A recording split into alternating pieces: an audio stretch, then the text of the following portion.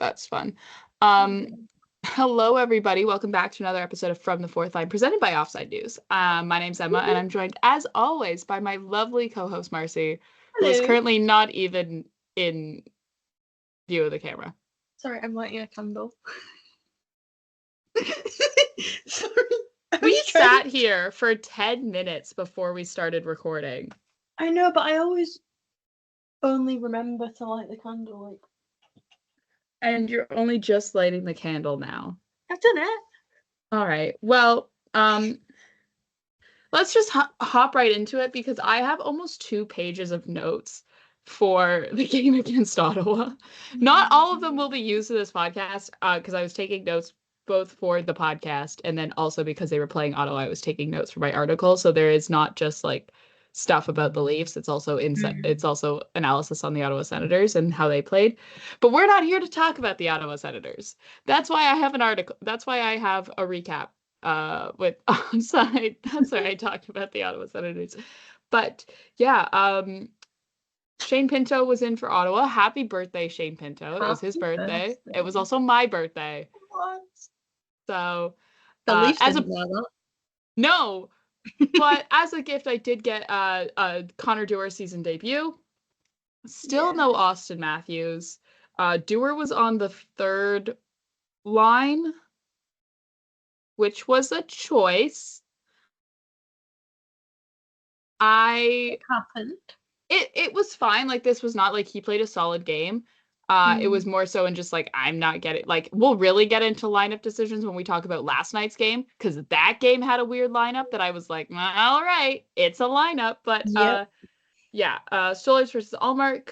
It's the first time, also, just as a note, just as a aside, because I know this one is more so for the Sens fans. It's the first time Ottawa is not alternating between Allmark and Forsberg, which means they've kind of settled into the routine of having Allmark be their starter, which is what Ottawa Senators fans have been losing their minds over. But yeah, 41 seconds into the game. Also, I'm going to say this before we even get into the game. It was really, really exciting because Kenzie Lalonde, who does play-by-play for women's hockey in the Olympics, for the rivalry series, for Women's World Cup, for PWHL, and then she also runs the TSN Bureau Desk in Montreal. She did the play-by-play for this game for the Ottawa broadcast because it was a simultaneous broadcast between on TSN for both Toronto and Ottawa. So they had the same panel. They just had 2 separate commentaries going during the broadcast. But she got to do the play-by-play. She was doing the play-by-play for this game, and she'll do more Ottawa Senators play-by-plays throughout the season. But she got to do it for this game, making her the first woman to ever do play-by-play commentary for an NHL game on TSN, which is really, really exciting. She did a great job. I'm really excited to see her do more games this season. She is like born and raised Ottawa Senators fan. She's from Stittsville. She's from the area. So it's really, really cool. But yeah, on to the game. 41 seconds in, Josh Norris on a 3-on-2 in which Max Domi forgets how to play defense, puts into the back of the net, and opens the scoring. And like the problem is like that goal is 41 seconds into the game. You can like overcome this. You know what I mean? Like for the like it shouldn't be like the killing blow. Yeah. Oh, absolutely. It should not. This goal, like, no offense to Josh Norris, but like this goal should not end your night. No. Right? It's 41 seconds into the game. I know it's not exactly how the Leafs would have wanted to start this game, but they've come back from worse deficits later on in games before, and we saw that against Washington, and we'll talk about Washington. But like, it's just that I don't know what it was. I don't know, because I'm not using the tired excuse because they last played on Saturday. I'm not using the tired excuse. I'm not using the 3, like, it just, they, for some reason, fell back on all of the old bad habits that they had earlier in this season that we've been bugging them about for weeks. Yeah. And that we thought were gone. and now we're just back again. And they were forgetting how to play defense. The forward group was not playing defense at all. No. And I think the most notable name, and I'm gonna say his name all episode, is Max Domi. Mm. You ever want to just shoot someone into the sun?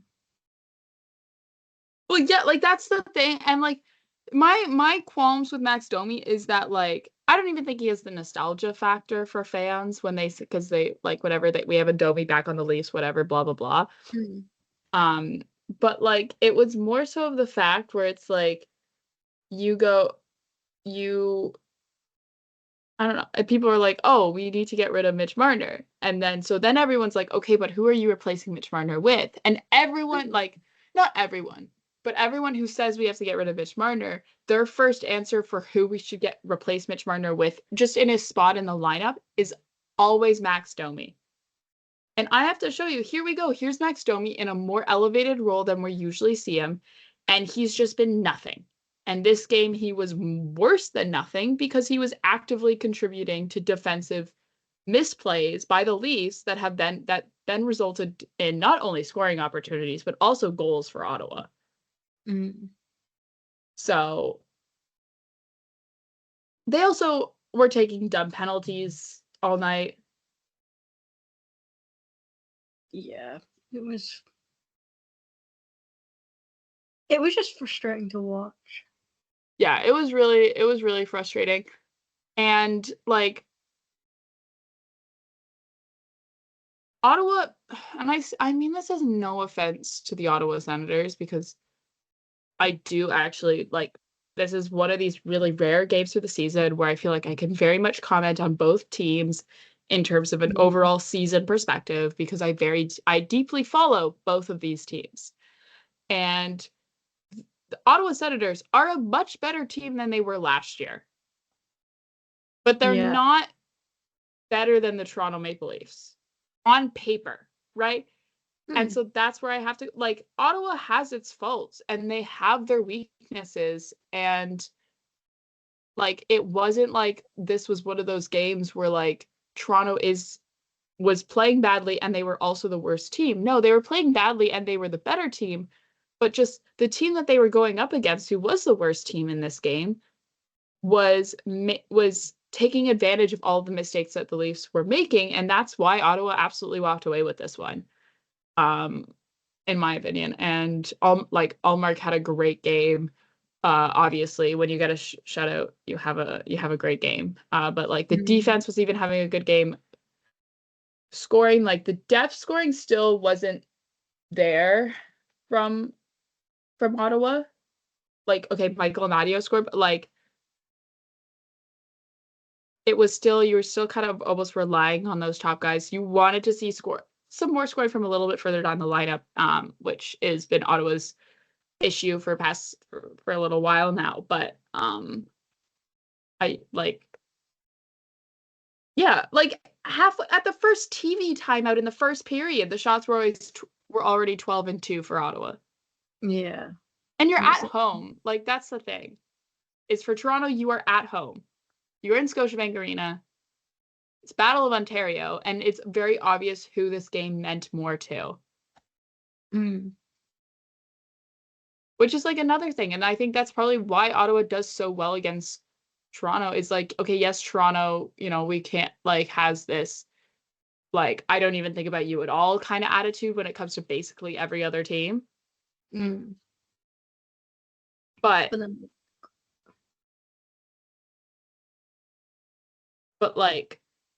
you would think this one would matter.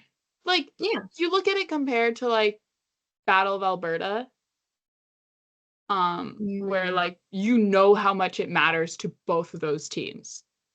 Yeah. And I think, maybe Toronto I'm not saying that they don't care. I'm not saying that's at all what it is, but you can tell which team wanted this win more against specifically. Yeah, it was the insane difference in just straight up effort put in. Yeah. It was like watching a completely different team at that point. And it's like, this isn't the Leafs that I've seen a lot of this year. Yeah. It was just disappointing. Yeah, absolutely. So getting more back into the game, like the actual events and stuff like that. Like, yeah, Center just absolutely dominated. There was Leafs did a weird thing where they pulled Stolarz off, like went empty net with like 2.2 seconds left in the first. That was just weird. That was like, okay, I see where you go. If you win the face shot, you can still have time to get the shot off. But I don't get it. Sure. You're also like, you have to think about it. You're also only down 1-0. Yeah. Being down 1-0 after one is not the world's biggest Shouldn't be the end of obstacle the to world. overcome. No. Like, it shouldn't be the end of the world, but for some reason it was. Which, you know. Yeah. It was also at this point though where I did open a beer after the first period. Yeah. I've been making an active effort to cut down on my drinking. So that's how bad it was. Putting down when you're drinking and being a Leafs fan are not two things that can exist at once. Yeah. Why have I replaced it with That's why I've replaced it with pop. But yeah. I will say the quiz though. Can we take a moment for the quiz panel? Did you watch it? Did you the first intermission panel, the quiz on TSN? Did you watch it? No, I didn't.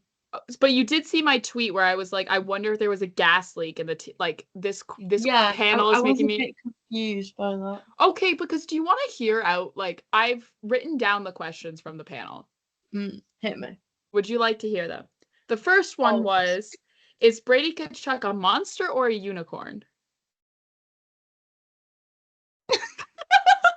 What? No lie, that was a question. That is something else. Yeah. The next question was it was multiple choice. It was what is the odds of Anthony Stolarz being named to Team USA's Four Nation roster? And the percentages choices were 0%, 25%, 41%, or 100%. Would you like to know the most commonly selected answer? Actually, no, you take a guess and you say what the most commonly selected, most popular answer was. You guess.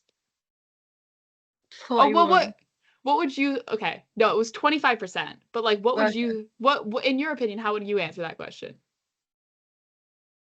Like, take aside the like goalie that fits in my pocket-esque about it and just go, okay, if you were making decisions about a Four Nations roster, knowing the US goalies that are also out there, would you put Anthony Stolarz on that roster? No. Exactly. Why is this even something that's up for debate? Like,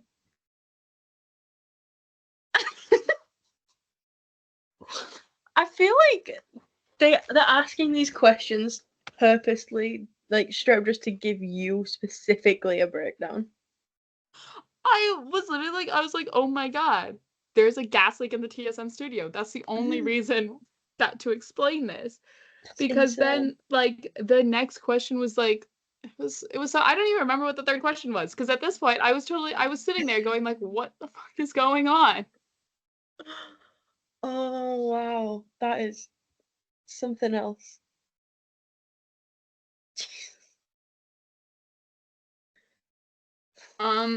Yeah. But going back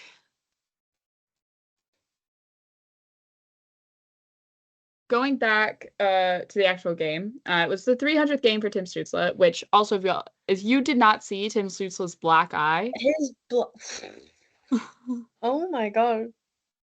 His black eye deserves a spot on the roster at this point.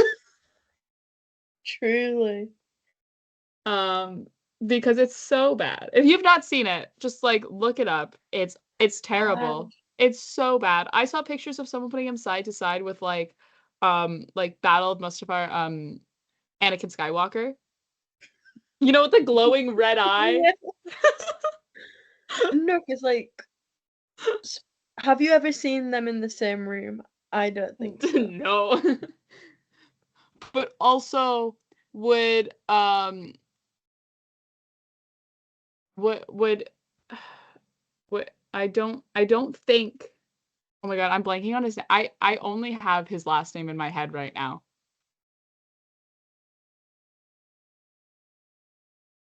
You know, I'm horrific with names. Hayden Christensen. I only had Christensen in my head, and I was like, I cannot refer to him by his last name. But you know, noted Leafs fan Hayden Christensen would not want to wear the an Ottawa Senators logo at all. No. Noted, like, this is like Hayden Christensen. I don't know if we've ever talked about this on the podcast, but I do remember he was doing some sort of panel at a Comic-Con or something in 2023. It was like during a Leafs game, so he's wearing a Leafs hat for it, and it was like Game 6 against Tampa. Yeah. And someone told him during the panel that the Leafs had won. I want to try and find this because I remember this video was the best thing ever.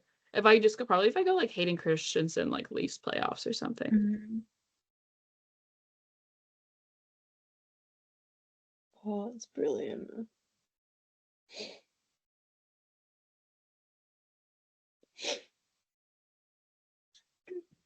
Yeah, he was at the Calgary Expo. Mm. He was at Calgary Expo panel. Yeah.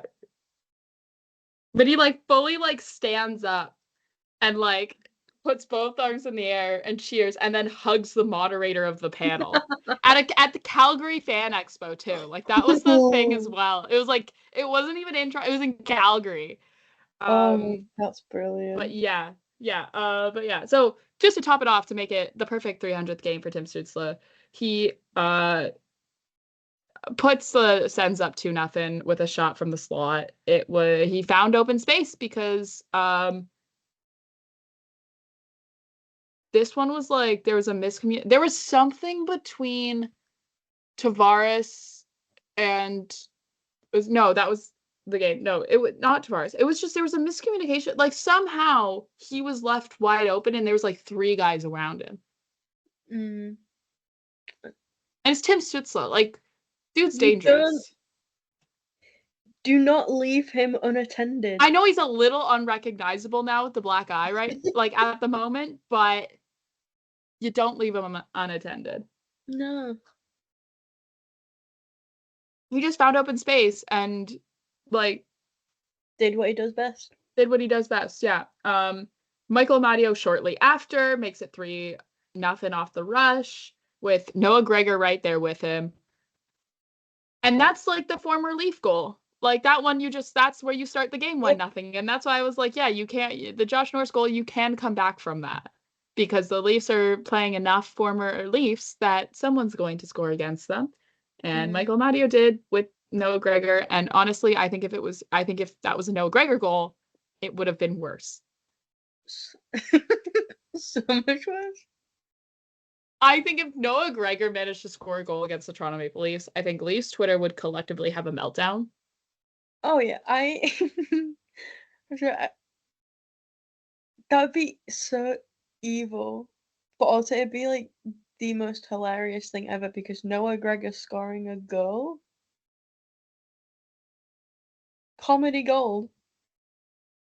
Because you just know it would be like the worst goal. Oh, it would absolutely be the worst goal because it would be absolutely horrific. Yeah. And we'd have to live with the fact that we let him do it. Oh yeah, absolutely. Yeah, like Leafs, I also like I have down here, Leafs can't backcheck. And what else do I have on here? They're missing they're missing the 5-on-point scoring ability of Matthews, and this is where I went through a whole not rant in my notes, but this is where I had multiple points about the fact that Max Domi is not a first line center.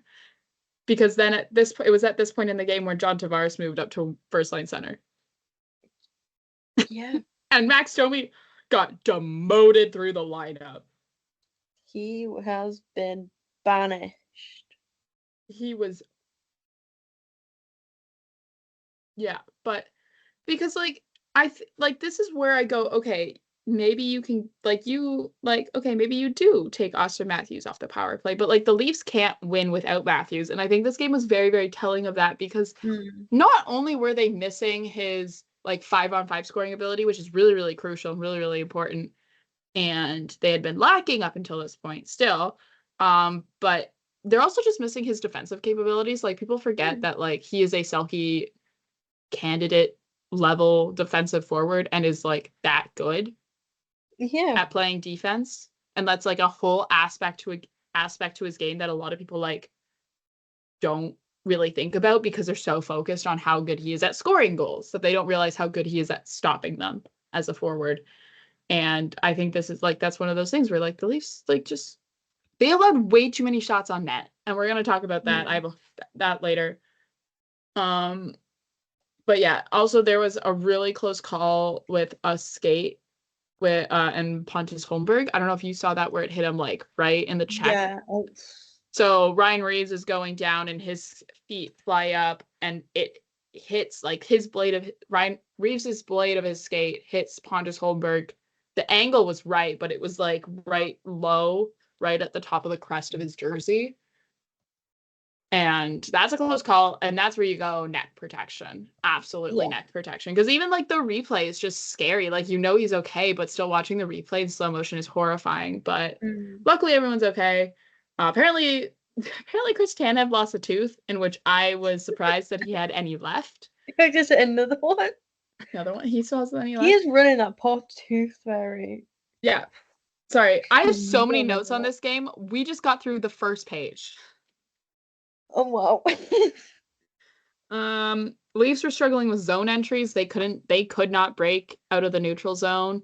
And if they were, it was a turnover or it was a turnover in the neutral zone. It just like they could not get prolonged time with like possession of the puck in the offensive zone. Like it just was not happening. After the end of the second period, the Leafs got booed out of the building. Clockwork. And as soon as that happened, I knew that like Scotiabank Arena was going to clear out because it's a weekday, and I know how this works. I knew it was going to clear, and it did. It was really empty in the third period in there. I also had like just written down there's more about Stützle being good. Yeah. It's just like the Leafs were just sloppy. Yeah. Just all over the place. After the end of the second, the shots were 35-18 for the Ottawa Senators. So it's at this point where I say this game was not at all on Anthony Stolarz. Do you know how badly you have to play as a team that your goalie can allow 3 goals? Like you can allow 3 goals, but because you allowed your goalie to face so many shots, that he still ends up with a .925 save percentage on the game. Oh my God. Do you know how badly you have to play defensively for that to happen? Someone give that man a gun. Literally. Jeez.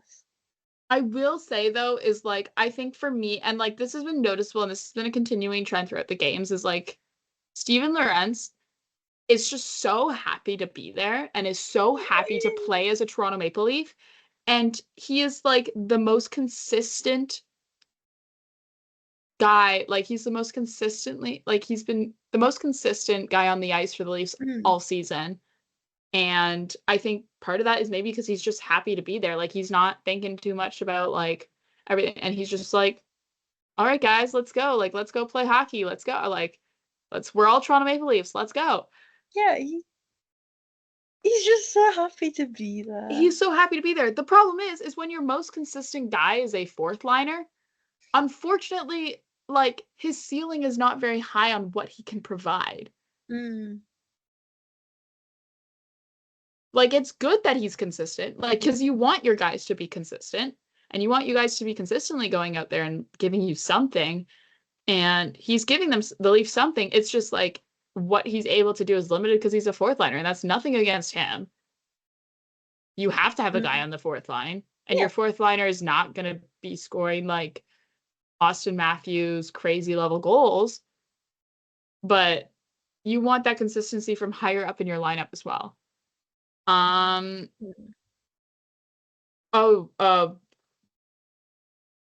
Ekman-Larsson goes after Shane Pinto because he ran into Stoltz near the end of the game. That was offsetting penalties, which was interesting, but whatever at this point. Leafs fourth line. This is a crazy thing for me. Leafs fourth line most productive. Only, which I then added on probably because they're the only one with an actual center. And then in brackets I put, did not think I'd say that about Kampf.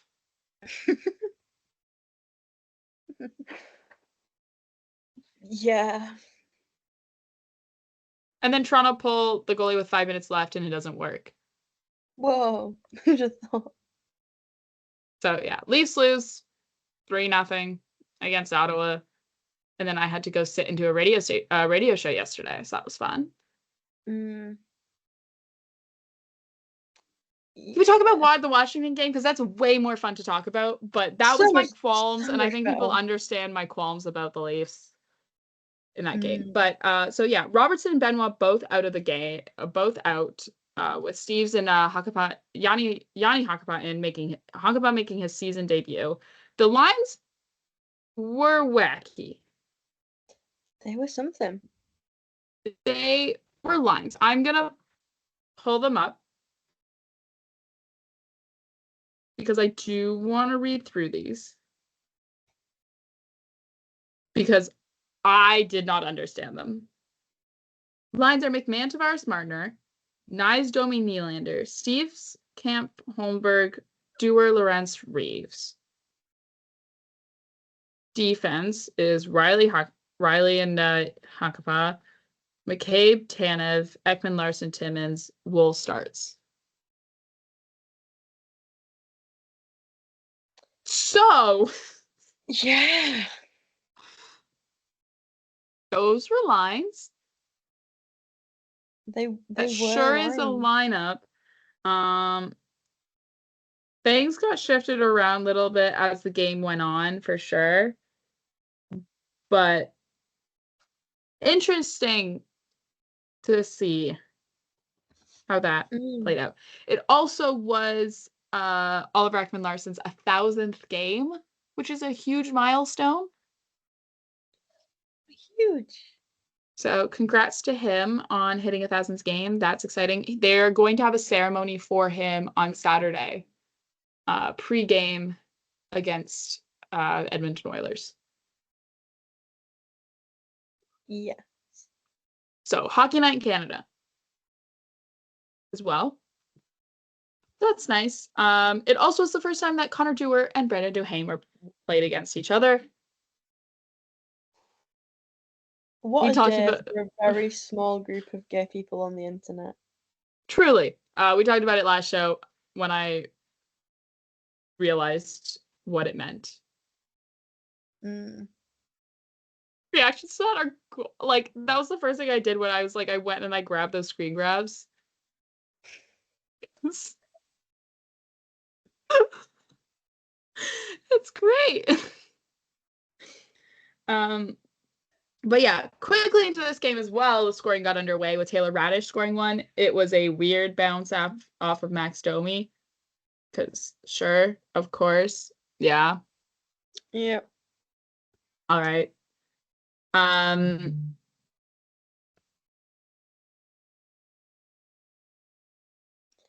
Whatever. I'm just so over Max Domi at this point.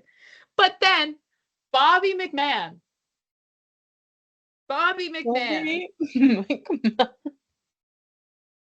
ties the Leafs up with what I can only describe as vintage John Tavares stick handling through the defense. Like, watch a John Tavares goal from, like, 2017. Like, his first season with the Leafs. Watch a John Tavares goal from then.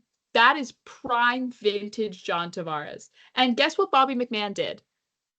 Guess what Bobby McMahon did to put himself in a position to put that goal across the goal line after John Tavares did all that work to get it towards the net? What did Bobby McMahon do? Bless you, you did not answer my question. It was not rhetorical.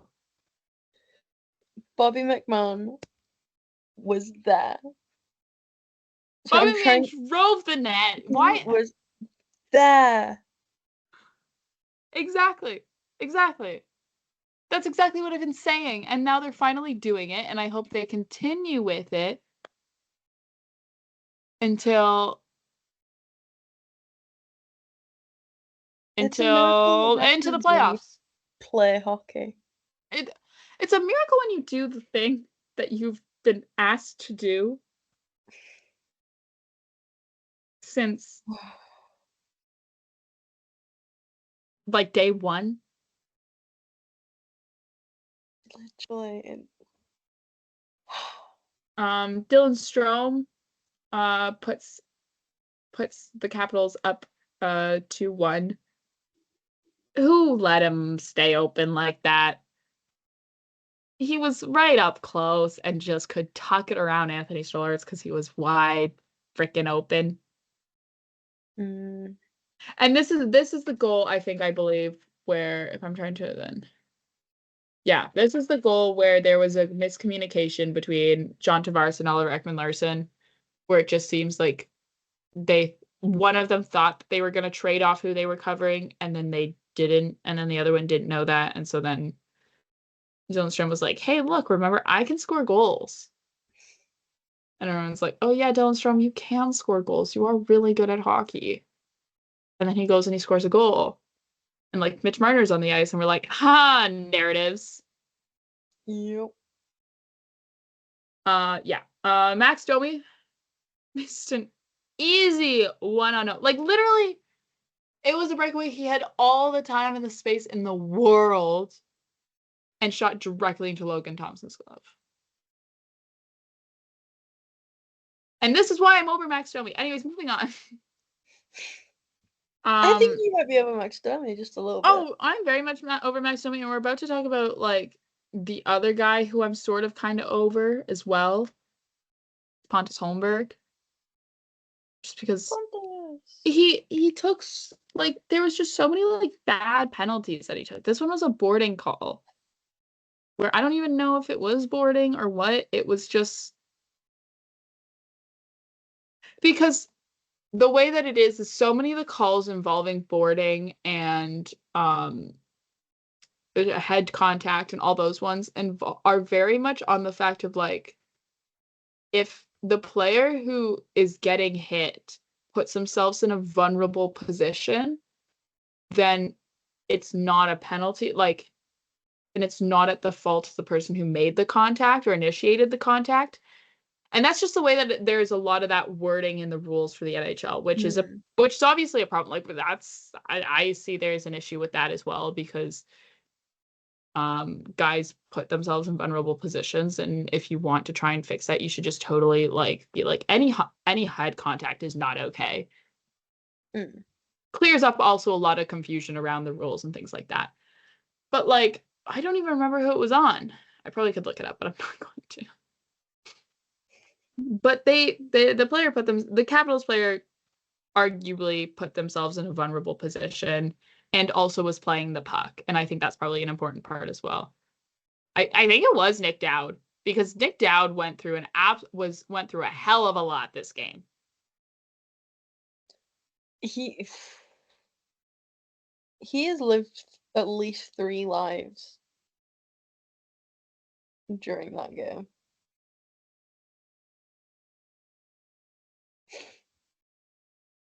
Yeah. But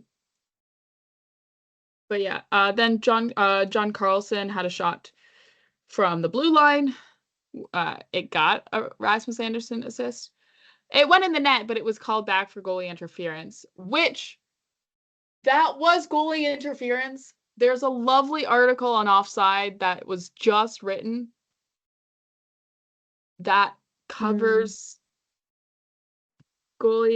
covers goalie interference and explains it, and will say how that is exactly. It's a little bit borderline, sure, but I think it was goalie interference. Nick Dowd was in the paint and was in the paint in a way where his contact interfered with Joseph Wool's ability to make a save.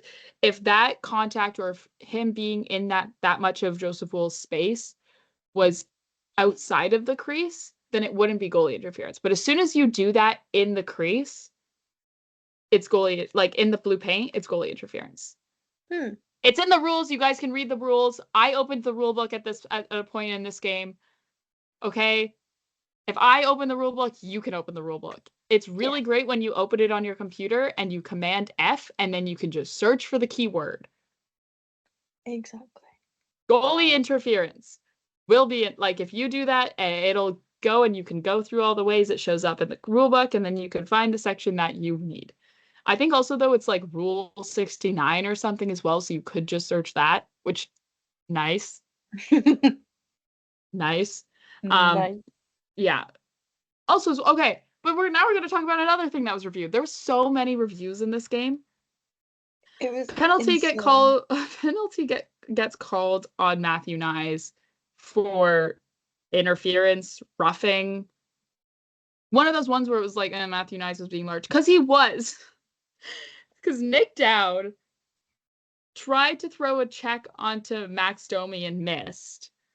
And then, because Matthew Nyes was following the play and the timing, Nick Dowd's face met Matthew Nyes' shoulder, and Nick Dowd's face lost.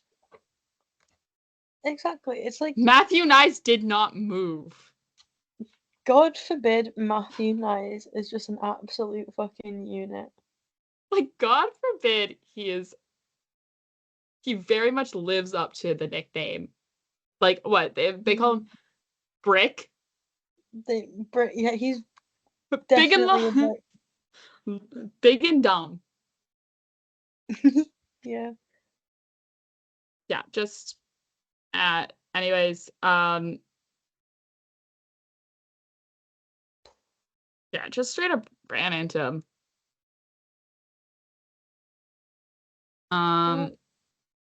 And also as well, found out this morning that Nick Dowd broke his nose on Matthew Nyes' shoulder. Break. Frick. Oh, I do love our little fridge. Well, not little. He's the furthest thing from little. Oversized. Large. Overgrown. Deep chest Fraser.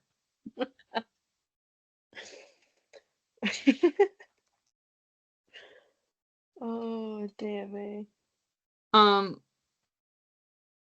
But yeah, just like that was what the edit was called, and then they reviewed it and they were like, no, literally, because that was not a penalty at all. It was not. That was Nick Dowd running into Matthew Nyes and losing. He lost. And not even on purpose. They just collided, and because Matthew Nyes is so large, it looks like he tried to throw a hit where really he just kind of was there. Yeah, it's like, it looked like he tried to throw a hit, but in reality, he just existed in a space. He took up air. Yeah. Protus scores 3-1. It was just a Leafs defense just fell apart at this point for this one. They had a failure to clear. Jake McCabe had a giveaway right on the blue line. Dylan Strome got the cross pass across the crease to a wide open Protus. Like, all the Leafs were like looking at the puck and not looking at Protus. And then this is where we have a bunch of the Leafs start doing some stuff. Steven Lorentz scores Dewar was just going to town on the rebounds with that one because he was driving the net. And then Steven Lorenz had the puck bounce off of his leg. It then got reviewed and was called back. And this is where I opened the rule book because I was confused because he didn't kick and it wasn't a distinct kicking motion, which is what the rule that everyone is familiar with. Now, because everyone knows that, like, if the puck bounces off of you and goes into the net, it's still allowed to go in. But turns out you're not allowed to purposely direct the puck into the net using any other form of equipment or part of your body other than the stick. So, like, I can't, like, okay, so you obviously can't throw the puck into the net. Justin Hall.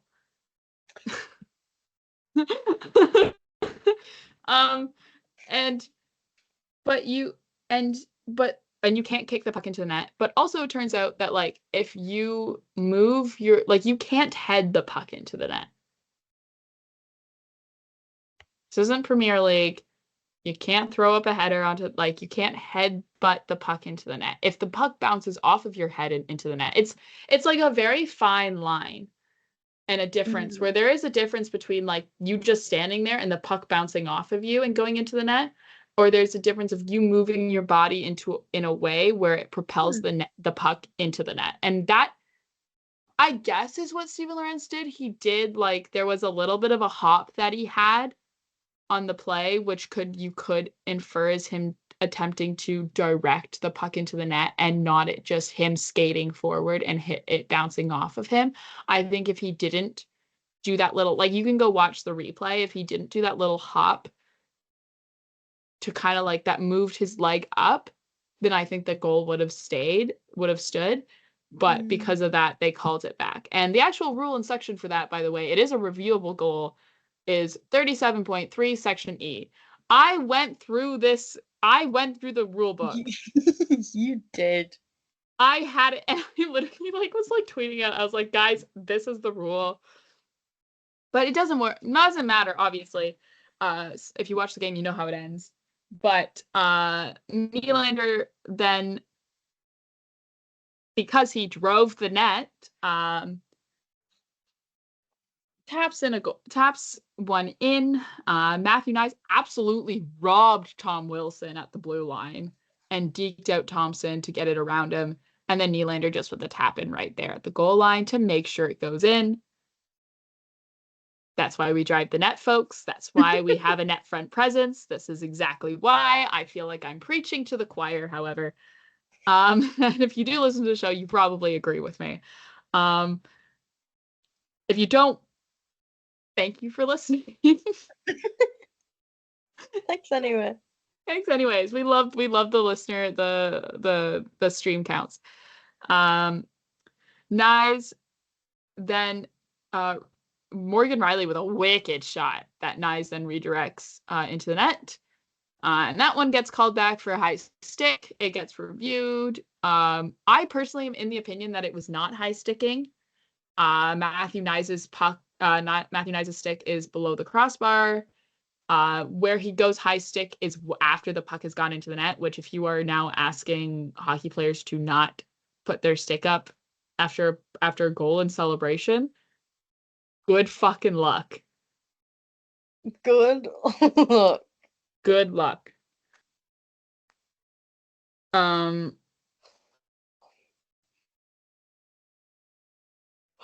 dear me. Yeah. Good luck. And it was not high sticking, but the problem is it has to be, like, so definitive. And I get that one is kind of borderline because it is close to the crossbar and his stick goes up after the goal. But so I guess, and it's hard to get, like, a clear shot, like, have a clear still frame of it. But so it was called, and because the call on the ice, the original call on the ice, I should say, probably was no goal, then it's hard to turn that over unless you're like, here is my definitive like, it's hard to turn over, like, hard to change the call on the ice unless it's definitive. And and that kind of was borderline, but I would say it's not high sticking. And that's not even me being biased. That's just me having eyes. Yeah. Especially because the ref who called it off was like not even close or at the right angle. So, but it's busy night for the Situation Room nonetheless, but it doesn't matter. Leafs then pull Joseph Woll to get the extra attacker. Then Matthew Knies draws a penalty. So then the Leafs are on the power play on a 6-on-4. And with less than a minute left, Mitch Marner ties it up with his first shot of the game. And Mitch it's Marner, a glorious goal. He truly Shooting is. from the knee, too. He truly is God's gift to the world. Shooting from the knee, too. Leafs tie it up, and this game goes to overtime. And this one is just like, Leafs, like, ran the overtime. It was, like, probably one of the better-looking Leafs overtimes we've seen from them. I will say at one point, the 3 Leaf skaters out on the ice were Knies, Oliver Ekman-Larsson, and David Kampf, and that was an interesting selection. It was interesting putting out David Kampf when the Leaf, like, not for a face-off in overtime. Because Sheldon Keefe was really, really careful on not doing that. So it was interesting that Craig was like, you know what? Yeah, let's throw out. Yeah, David Kampf, you go. Why not? Didn't end up where, but then Leafs just had more opportunities and they were able to maintain the puck and they were able to like lengthen the shifts for Washington, forcing them to stay out and not make changes and not go to the bench. And then Joseph Woll with the stop, the insane comes out of the net, plays the save out on Alexander Ovechkin, makes the save. Mitch Marner with the rebound pass down the ice to clear the puck, and then John Tavares is gone. First one to the puck, and then this is like vintage again, still like vintage Tavares, where he dekes out Logan Thompson for the second time tonight to win it in overtime. And oh, how beautiful that was. And that was great. That was glorious. That was fantastic. Leafs get the win. Comeback win as well, and their first win in overtime this season. Putting them now 1 point back from the Florida Panthers, who do have 2 games on them, but the Leafs' schedule is a little weird, and we're going to talk about it. They play like 3 games in 13 days now after last night's game. Because sure.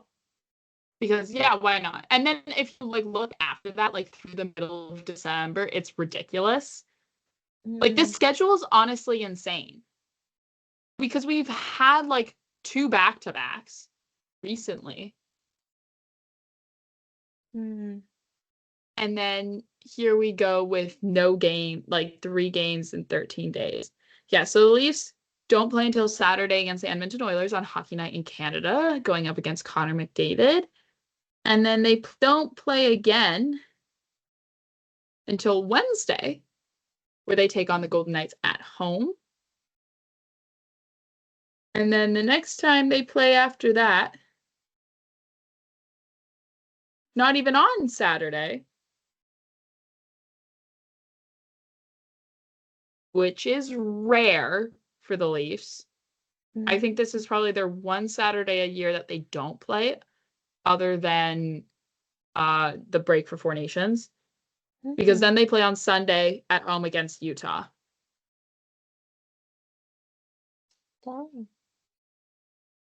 And then their next game after that is not until Wednesday again against the Florida Panthers in Florida.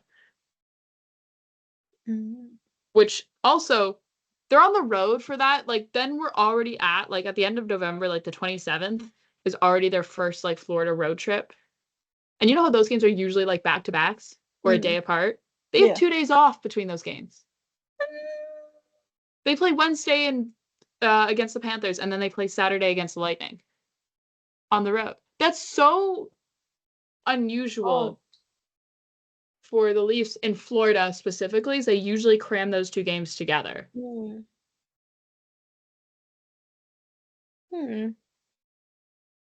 Interesting. Yeah. Very interesting. I mean, the one good thing about the next 13 days being quite quiet, Leafs-wise, is the fact that I'll be able to, like, Sleep. sleep. Yeah, And it also, does. it works out very well because the next, like, 2 and a bit weeks for me are Busy. insane with, like, how much work I have to do. Yeah. The only thing, though, is that, like, they play Saturday and then they play. So at least we'll always have at least one game to always talk about on the show. But still. But like that's like there's only so much we can stretch out with one game. So if you have anything in particular that you would like us to cover or you would like us to talk about, shoot us a line.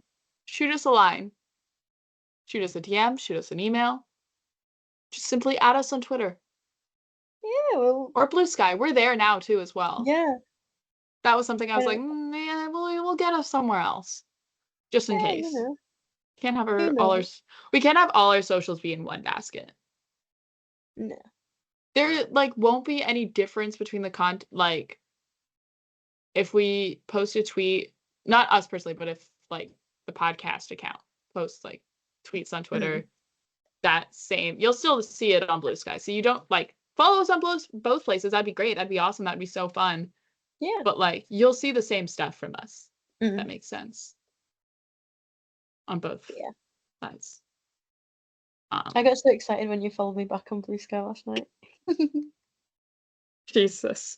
But yeah, Leafs in Edmonton. I don't even know who's going to start. I don't know if the Leafs have now committed into going alternating and going back and forth. That seems to be kind of what they're doing right now, but I don't know if that's like what it's going to be. Who knows? Who knows if Austin Matthews will be back for Saturday? No one knows. He hasn't skated since Sunday. Yeah, he's very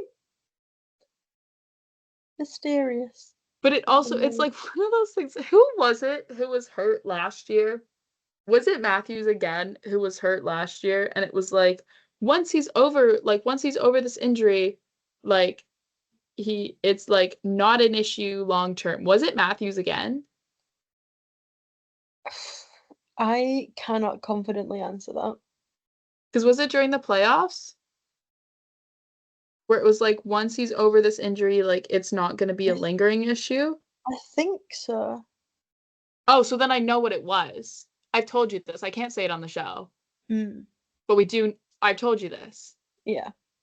We can't say what it is. I like not even like yeah, no, we can't say what it is. I feel like Elliot Friedman right now. Like I'm like, oh, is this what insiders feel like? You're the newest insider. Oh god.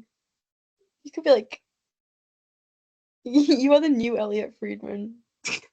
That's a terrible title to have. Does that make you Jeff Merrick?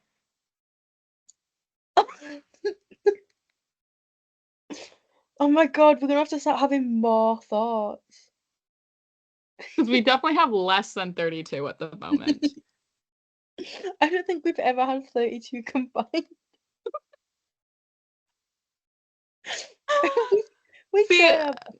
See, I'm really excited for Jeff Merrick's new show that he has. That's really exciting. But yes, because we did make jokes about. I don't know if we ever like really tweeted out when the news first came out that he was like leaving sports, that Jeff Merrick was leaving Sportsnet. But like there were multiple jokes about how it means that we can now step in as your number one, maybe a married couple hockey podcast. Exactly, and you know what? We're funnier and we're not Elliot Friedman. So Not Elliot Friedman. See, we have nothing. We love Jeff Merrick. Jeff Merrick replied to Offside News' DM, please. did. Oh, but Jeff. yeah, I kind of love Jeff. But yeah, McDavid. Moving on from McDavid, but yeah, well, I like, because that's the thing is like we're so far, not so far out from Saturday. Saturday is literally in 2 days, but like in terms of the fact that the Leafs didn't skate today, we're far out. Like it feels far out. We just like have no information in that aspect. Yeah.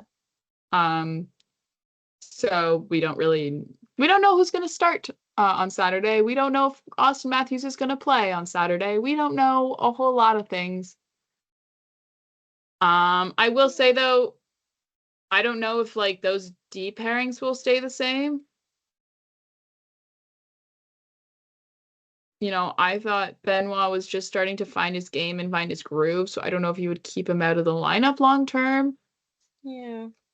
I don't know if Yanni Hakapab really like, I don't know why he's now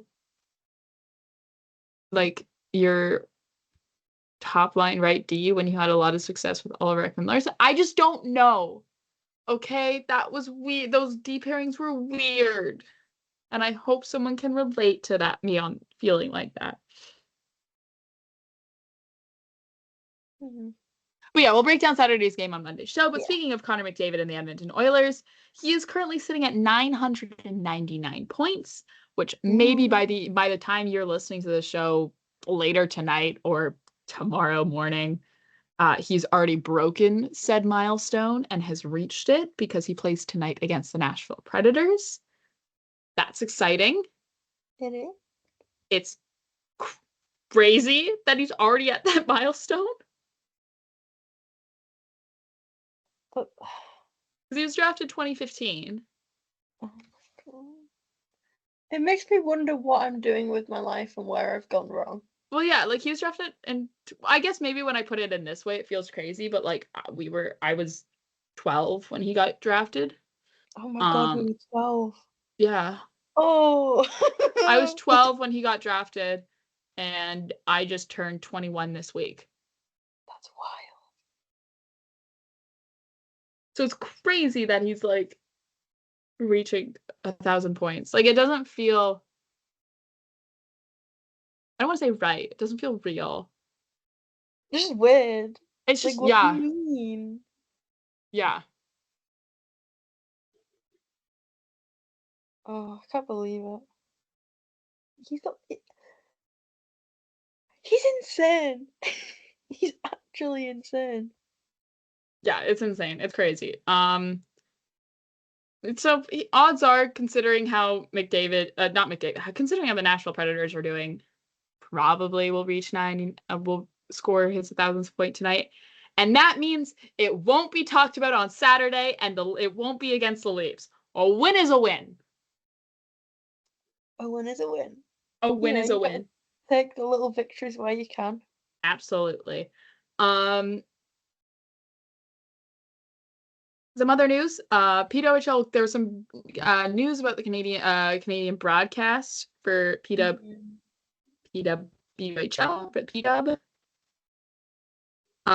Well, there was a bunch of news for the PWHL. But one of them was that they will now be in. They will now. The teams and the jerseys and the players will now be in NHL 25. That's really exciting. That's so exciting. That's so cool. You can play now as your favorite PWHL teams in Chell, which is crazy, which is so fun, which I will not be doing because I don't own a PS5. It's a thought that counts. But it is the fact that that you could, yes. And especially because for video games, like I know like there are a ton of hockey fans who play the NHL video games, but you also have to realize that there is a subsection of like the fact that like video games also exist in like the broader expanse of pop culture and like media, and that there are people who do not consume hockey or do not watch sports, but consume video games and play video games and play Chell, and even if they don't watch hockey at all, they'll play Chell And so then that way, like, they'll go in and they'll play and they'll be like, hey, what's this PWHL league? Oh, cool. I can play as women. Like, that's just cool. There's other news announced today that the PWHL announces their Canadian broadcast partners for this season. So it was announced that comprehensive live coverage will be done by TSN, RDS, which is just the French version of TSN, and CBC Radio Canada will return as partners, while the PWHL welcomes Prime Video into the lineup, collectively delivering all 90 games of the upcoming regular season, including exclusive French language coverage of all 30 Montreal Victoire games. That's huge. That's so cool that they're doing that. That's so cool. Yeah. So the games, 17 weekly Saturday afternoon games will be done by CBC, which if you are in Canada, CBC is free for you to watch. You can go watch it on their website, or you can watch it in the CBC Gem app, which is free to download. It's really great. They also have a ton of other cool shows on there. Go support your local public broadcaster. And also as well, so 57 games this season will be carried on TSN. Prime Video will broadcast exclusively the Canadian coverage of all 16 Tuesday night games. So that means that if you have a Prime Video subscription, you can watch 2 hockey games a week. You can watch the Monday night NHL game, Monday night on Prime, and you can watch Tuesday night PWHL games. Yay! Isn't that exciting? It's so exciting. Yeah. I will be going to that first Prime coverage game because it's when Ottawa is hosting Toronto for their home opener, and I'm going to that. Look at you. Yeah. I'm excited. I'm going to like 3 hockey games that week too. It's the best. So excited. Oh, I wish. Yeah, for the playoffs, coverage will be split between TSN and Prime, and TSN and RDS, aka which they can be used interchangeably. So if you think so, RDS essentially is just like TSN. It's French TSN, so they primarily they only will be in on Montreal games, because I believe that is like the only market that would be interested in French coverage. Maybe Ottawa a little bit, but like if you're Francophone in Ottawa, you're probably cheering for Montreal. So yeah, it does mean though that like it seems to be that the end of the YouTube. Yeah. And it seems to be like it will be the end of the YouTube broadcast, which is a shame because that really was a huge for an international audience and not just a North American audience, because I don't know if you like what you do if you live outside of Canada or the US, how you will watch PWHL games. That is yet to be announced in a way. Because PWHL had said, but they did say at the end of this press release that United States broadcast partner schedule and talent will be announced at a later date. I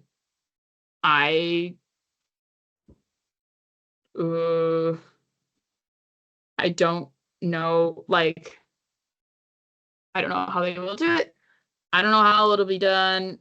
I did see people going like, why is Canada being announced earlier than US? Because Canada Sports Broadcasting is 2 companies and the government in a trench coat. It is much easier to get these things organized than it is to get the US, where you guys have much more of it. They have greater number of like regional broadcasters, and that requires different forms of communication, especially when like if we want to go based on like the sports markets, those are 3 different regional sports broadcasters, and the fact that they're 3 different companies, it's not like they're all Bally. It's like you have Bally for Minnesota, Boston is NESN, and then New York is MSG, I believe is the acronym, or yeah. I'm very proud of myself that I know these. I do not watch American broadcast very often. But yeah, you can go onto the PWHL website and look at like the full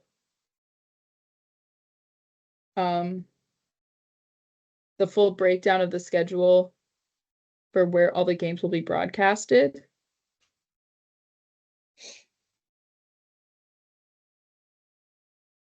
There is still a lot of times that have yet to be decided with the schedule and things like that.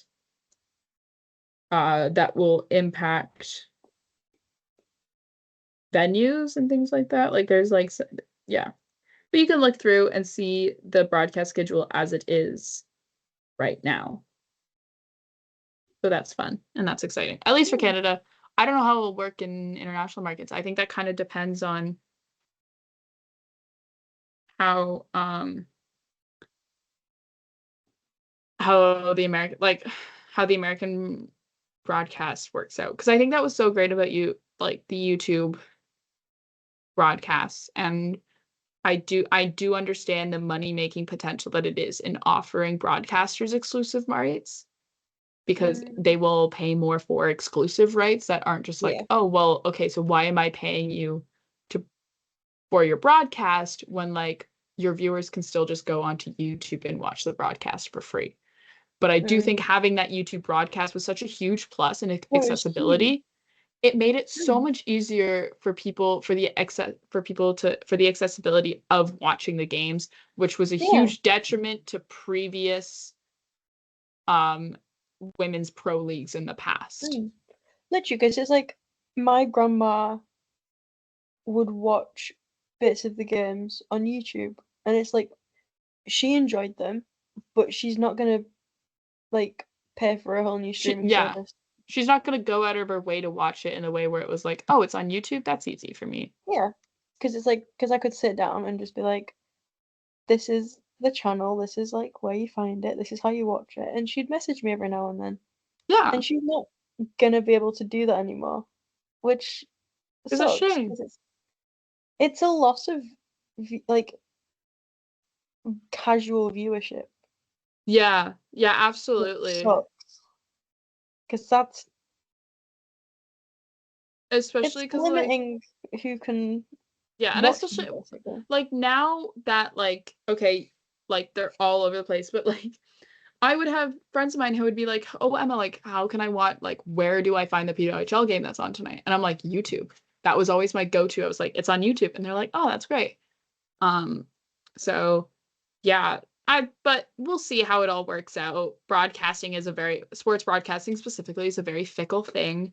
You do have to realize that the money has to come from somewhere, and it's difficult on YouTube to produce the same amount of money that exclusive broadcast rights, like selling those exclusive rights does. I know these aren't purely exclusive because they do not have one there's not one Canadian broadcaster for the entire season, but exclusive in the way where the only other companies, like the only place where you can find him, like watch this game in Canada is on your platform, on your channel, on your website, on your streaming service sort of thing, right? It's not like, oh, well, you can watch it on TSN, like if you want to pay for TSN, or if you already pay for TSN, or you can watch it on Prime. But also, if you want to watch it for free, you can watch it on YouTube. And that was it. Like, that is not very appealing to broadcasters who are like, why am I going to pay you this money where like I could lose viewership and I'm not going to get those exclusive viewers, because like half our viewership can, like, people won't be getting a TSN Plus subscription or won't be subscribing to TSN as a TV channel if to watch PWHL, if they can go watch it on YouTube for free. And that's kind of where like there's this business aspect to it. Yeah, also as well, we had a trade this week. We did. On Tuesday night. Because why not? Because why not? I literally like woke up from a nap, opened my phone, and it was the first. I follow Pittsburgh on Twitter. I do not have their notifications on, and it was like 30 seconds ago, and it was the top tweet. And it was God. Lars Eller has been traded to Washington. He did not play against Toronto last night. He just couldn't get to Washington in time. But it was like Lars Eller traded to Washington for a 2025 fifth and a 2026 seventh. And I was like, all right. I believe that was it a third and a fifth? And is it a It was a 2020? third and a fifth. I think. Hold on, I can pull this up. Here we go. It probably was. I know there was the number 7 in there. It probably was. Here we go.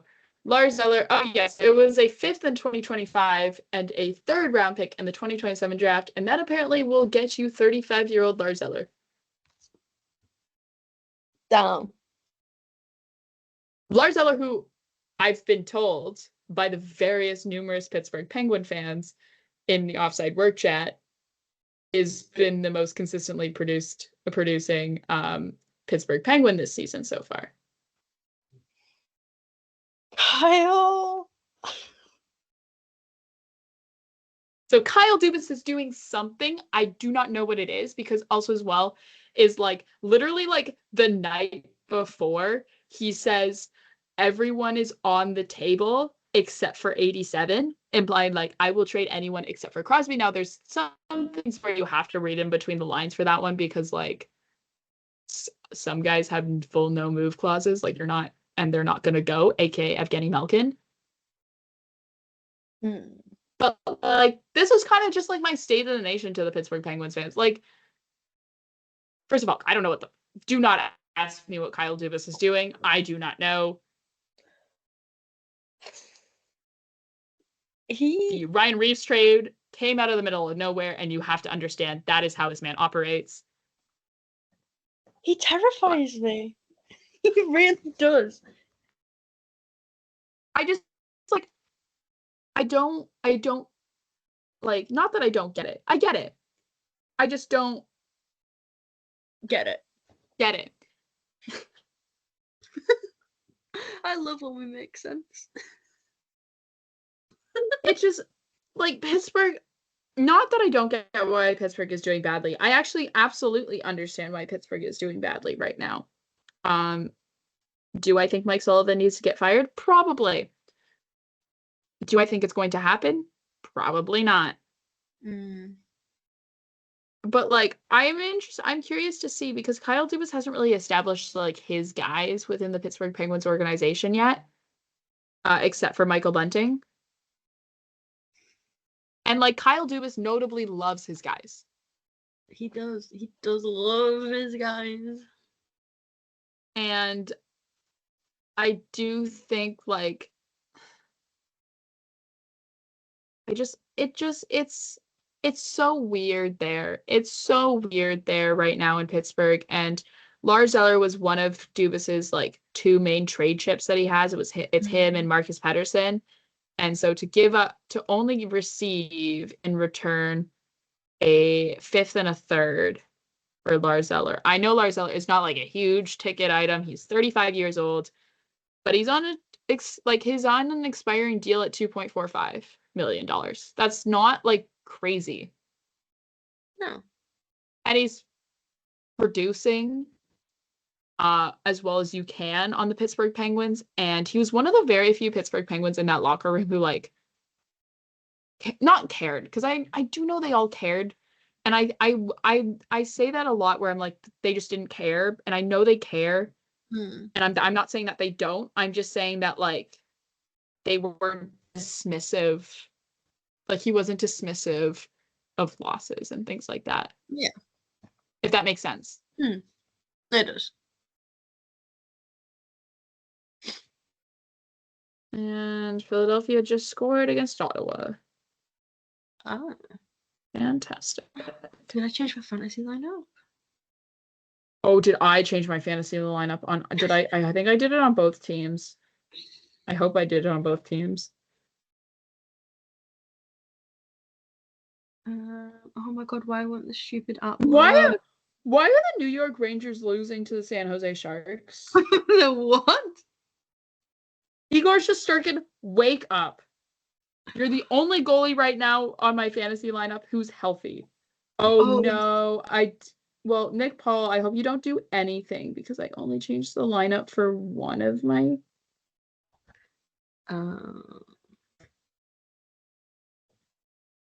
Dear. I only changed the lineup for one of my teams, and so Nick Paul better not hop off tonight because he's on the bench. Stuck. Shoot. Well, and I had like no one play last night too.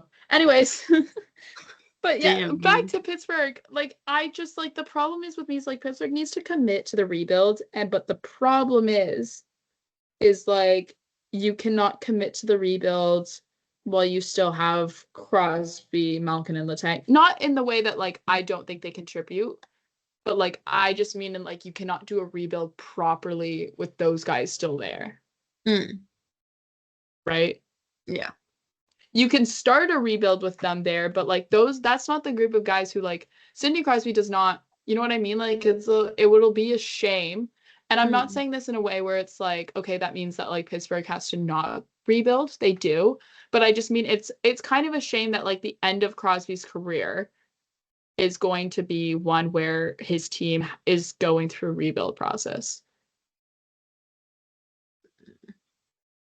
Right? Yeah. It's if you think about the legacy that Sidney Crosby has with the sport,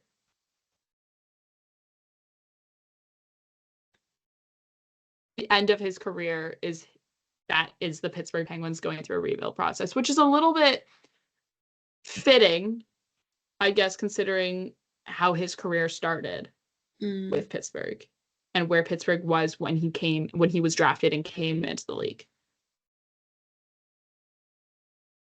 A little full circle moment there. But full circle. Those are just kind of my thoughts on Pittsburgh. I don't know. I was like,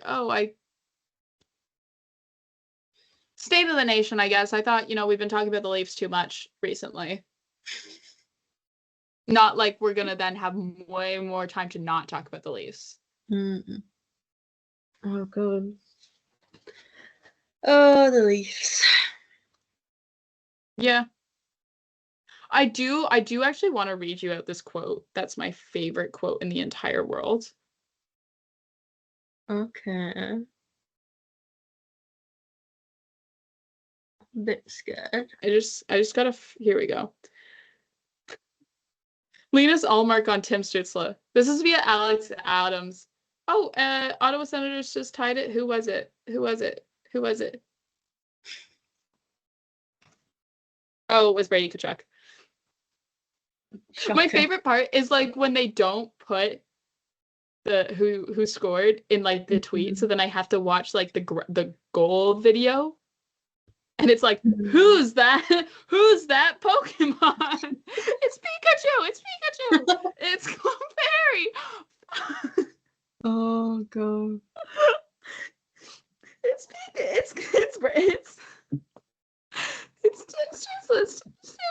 Boss Baby.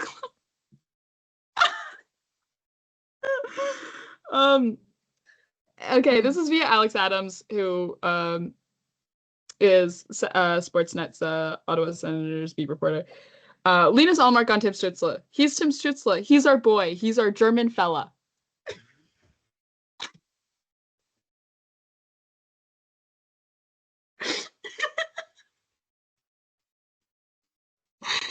Oh.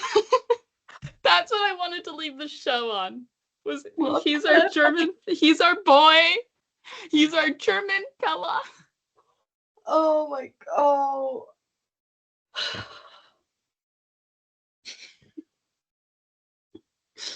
Why is he never?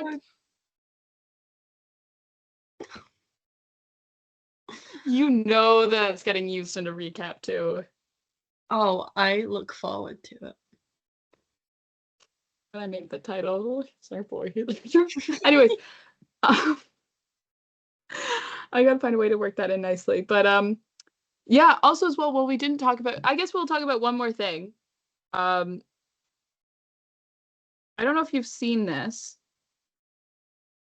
I'm gonna send you something on Instagram. And I don't know if you've seen it or not.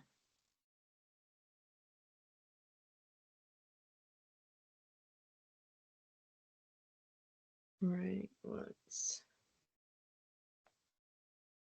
open Instagram. Indeed.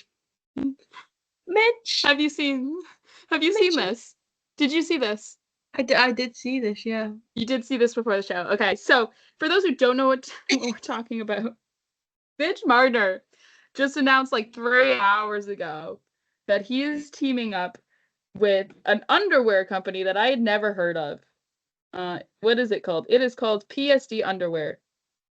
Is it what Jimmy is it Jimmy Butler's brand? Does Jimmy Butler have an underwear brand?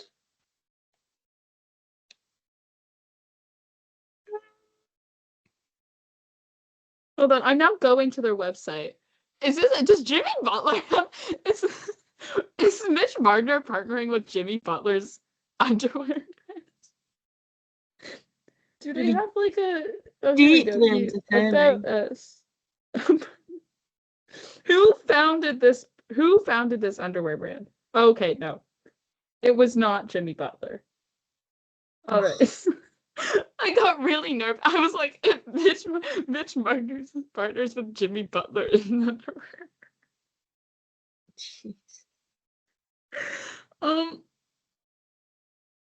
It was just some guys in college and from upstate New York who founded an underwear company, I guess. Like, imagine founding an underwear brand with your best bud from college. That's a little weird. But anyways, it's I get it's some designs. This is like this caption is so deeply unserious. Excited to be teamed up with PSD Underwear this season. We've cooked up some designs that bring the heat both on and off the ice. You're gonna want these in your lineup, available now. Nothing except for excited was capitalized. I know I said I loved him earlier. I hate this man. Oh my god. Why is he so the way he is? Just deeply unserious. He is so deeply unserious. I didn't think today when I woke up this morning that I would be having to add Mitch Marner underwear partnership to my podcast notes. No, I don't think that's something I ever thought I'd have to hear. 4 words that do not belong in the same sentence. Like, now I'm thinking about, like, okay, so if you have an underwear partnership, how will people know? Like, that's the weirdest thing to, like, have, because, like, how will people know that you're wearing the underwear that you have a partnership with? Like, this is so weird. It is odd. It's so, like, is it, like, you know what I mean? Yeah, it's like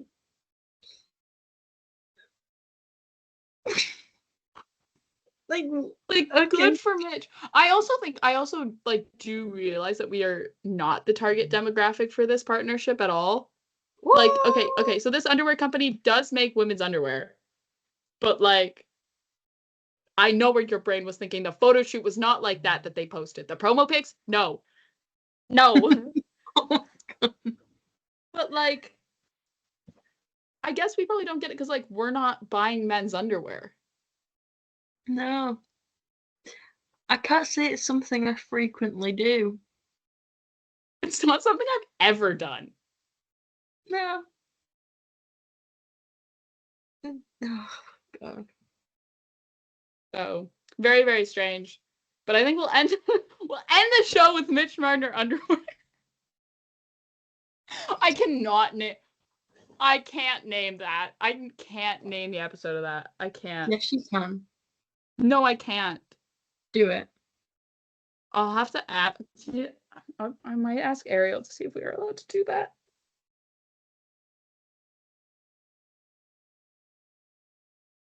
But with that being said, we'll end the show here. Kind of a longer one. But we did have quite some pretty big games to talk about. And I guess probably next week it'll be a little bit shorter because we'll only have one game to talk about. But on Monday, we'll be back with another episode. In between then, you can go and check out Offside News, because that's who we're affiliated with. They're on all social media platforms, including Blue Sky now. And you can go follow them there. They are at Offside News Co. on all social platforms, and then you have to add the like .bluesky.social thing for Blue Sky. But it's all the same. It's pretty cool. And you can also find them where they post articles on their website at offsidenewsco.com. If you want to go read my son's recap that went up this week, it went up just before this the game on Tuesday against the Ottawa Senators. You can go read it on their website. I think I did a good job with it, personally speaking. I agree. Thank you. But if you want to follow the podcast so that you never miss another episode, we always post when they go up.